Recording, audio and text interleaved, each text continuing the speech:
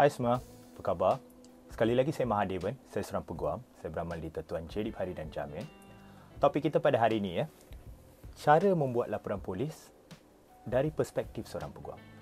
Mula-mula sekali sebelum tuan-tuan dan puan-puan buat laporan polis. Terlebih dahulu, tuan-tuan dan puan-puan kena tahu tujuan kamu buat laporan polis ini. Biar saya bagi satu contoh. Sebagai contoh mungkin ada kejadian pecah rumah. Kamu ingin buat satu laporan polis. Itu dah betul lah. Tapi bila kamu buat laporan polis ini, dalam laporan polis ini kamu kena nyatakan apa? Kamu kena nyatakan identiti individu yang pecah masuk rumah kamu ni. Kamu kena tahu.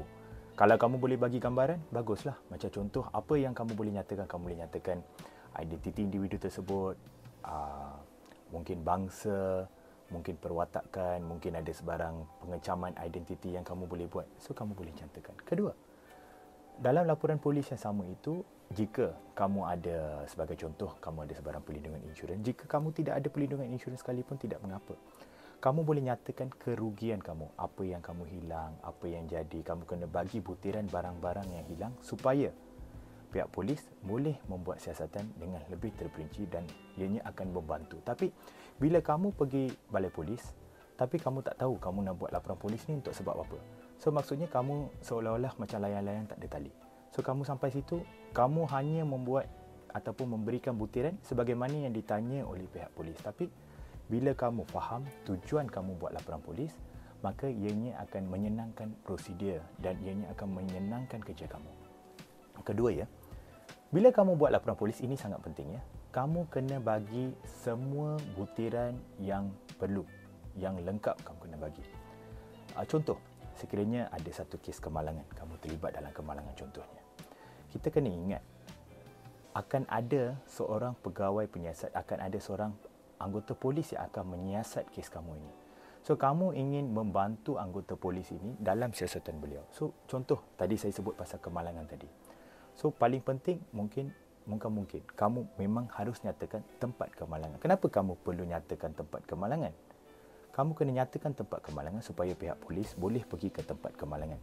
Boleh menilai semula kesan kerosakan, kesan serpihan, kesan goresan, kesan brek dan sebagainya, supaya pihak polis boleh membuat perbandingan sama ada apa yang dinyatakan oleh kamu ataupun pihak lagi satu itu adalah benar atau tidak, supaya pihak polis boleh membuat konklusi secara individu sama ada versi yang kamu berikan atau pihak lagi satu berikan itu adalah benar atau tidak. Untuk pihak polis mencapai konklusi sedemikian, kamu kenalah nyatakan tempat kemalangan. So, itu kamu kena buat. Kedua, kamu juga dalam laporan polis yang sama itu, kamu juga kena nyatakan waktu kemalangan. Kenapa waktu kemalangan ini relevan? Waktu kemalangan adalah relevan supaya pihak polis boleh menentukan keadaan trafik, keadaan cuaca dan sebagainya sebelum membuat konklusi bagaimana ataupun ada sebarang idea bagaimana kemalangan itu berlaku. Ketiga, kamu kena nyatakan kesan kerosakan apa terjadi pada kenderaan kamu. Dan bila kamu nyatakan kesan kerosakan ini, pihak polis boleh menilai versi apa yang kamu sebut ini adalah masuk akal ataupun sama ada kerosakan adalah konsisten dengan apa yang kamu nyatakan. Itu penting. Dan yang terakhir sekali, kamu kena nyatakan kecederaan yang kamu alami jika ada. Dan bila kamu nyatakan kecederaan ini lebih kepada tuntutan insurans, bukan untuk pihak polis. Tapi alang-alang kamu dah buat laporan polis ni, baik kamu nyatakan semua secara konsisten antara satu sama lain supaya kita ada satu laporan polis yang lengkap. Dan kita kena ingat, bila laporan polis kamu ini tidak menyeluruh, ada kebarangkalian yang tinggi kamu terpaksa membuat laporan polis yang kedua, di mana kamu ingin elakkan isu-isu yang sedemikian. Poin kita yang ketiga untuk hari ini, saya ingin tekankan di sini, saya tegah sama sekali, tolong jangan buat laporan polis untuk kepentingan peribadi. Sekarang ni adalah zaman media sosial So, di mana saya kerap melihat ramai yang akan, mungkin mereka ada agenda masing-masing, mungkin mereka ada bisnes, mungkin mereka ada agenda politik, mungkin mereka ada agenda peribadi. So, mereka pergi ke balai polis, sebelum pergi ke balai polis itu, mereka ambil gambar, letak dekat Facebook, letak dekat Instagram, kata okey, sehari ini saya berada di balai polis, saya ingin membuat laporan polis.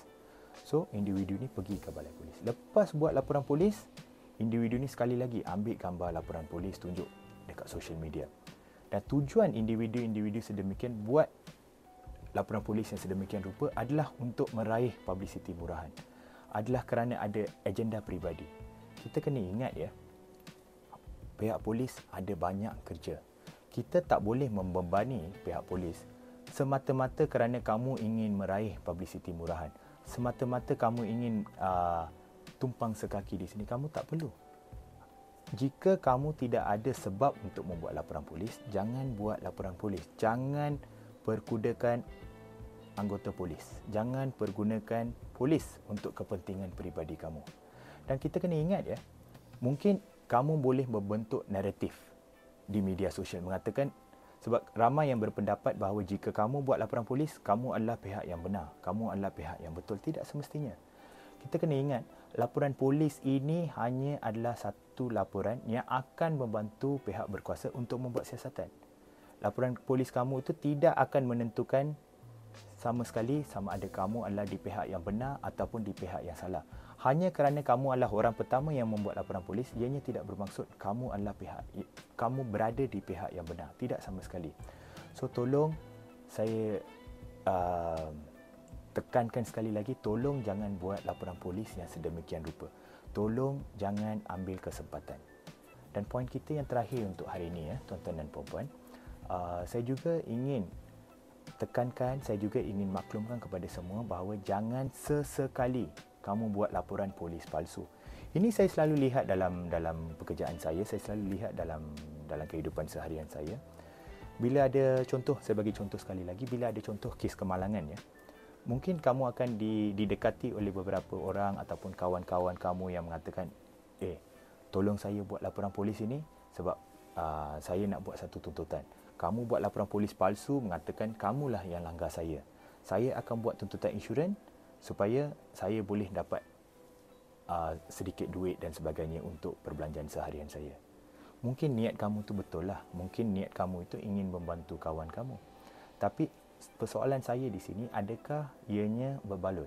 Bila kamu membantu kawan kamu di sini, kamu meletakkan diri kamu dalam risiko. Kita kena ingat ya, mungkin ramai akan beritahu kamu, tak apalah, kamu buat saja laporan polis ini. Apa-apa masalah, kita tarik balik laporan polis. Ianya tidak, kamu tak boleh buat sedemikian. Bila kamu buat laporan polis, tak kisah kamu tarik balik kes itu atau tidak, kamu tarik balik laporan polis itu atau tidak, pihak polis masih boleh memberi kertas cadangan kepada pihak pendakwa untuk mendakwa kamu di mahkamah. So, kamu kena ingat, mungkin niat kamu ni baiklah, mungkin kamu ingin membantu sesiapa. Tapi bila kamu membantu sesiapa ini, adakah kesan dan akibatnya berbaloi untuk kamu? Ianya sungguh tidak berbaloi sama sekali. So, saya ingin tekankan di sini, jangan menggunakan laporan polis sebagai satu item untuk kamu menolong siapa-siapa dengan niat yang salah. Kerana kamu kena ingat, kesan dan akibatnya adalah sentiasa pada kamu. Itu saja untuk hari ini. Saya harap apa yang saya kongsikan hari ini dapat sedikit sebanyak membantu tuan-tuan dan puan-puan. Seperti biasa, jika sekiranya kamu ada apa-apa komen, ada cadangan dan persoalan, kamu boleh ajukan kepada saya. Tuan-tuan dan puan-puan tahu cara menghubungi saya. Sekian saja daripada saya. Terima kasih.